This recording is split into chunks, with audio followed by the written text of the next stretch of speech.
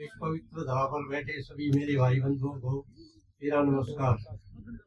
आज इस गणतंत्र दिवस की बेला को जिस हम स्वतंत्रता से मना रहे हैं, इसके लिए असंख्य नौजवानों ने अपना सर्वत्र जीवन माँ भारती के चरणों में समर्पित कर दिया। जब ये देश आज़ादी की लड़ाई लड़ रहा था, उसी खंड काल में बेरी कस्बे में पंडित हीरालाल के घर में एक सपूत में जन्म लिया, जिनका नाम पंडित भगवदयाल शर्मा था।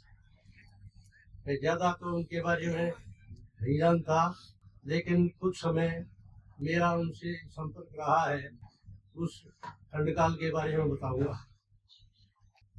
जैसे देश आजाद हुआ, उस पहले तो विद्यार्थी जीवन में, जैसे मैंने सुना है, उन्होंने स्वतंत्रता के लिए लड़ाई शुरू कर दी थी और कई बार जेल गए।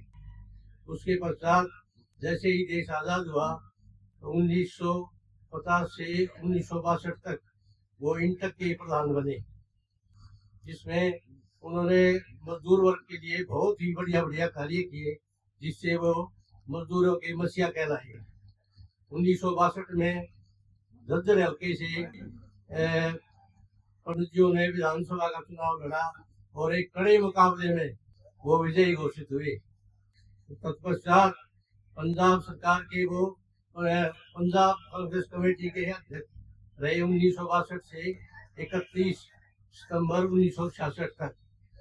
1/11/1966 को जब हरियाणा की नींव रखी गई तो पंडित जी प्रथम मुख्यमंत्री बने।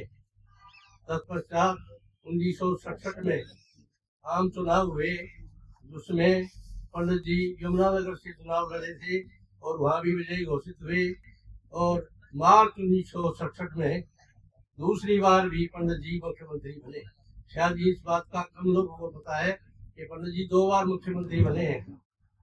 उसके बाद 1970 में वो राज्यसभा के लिए चुने गए 1970 में।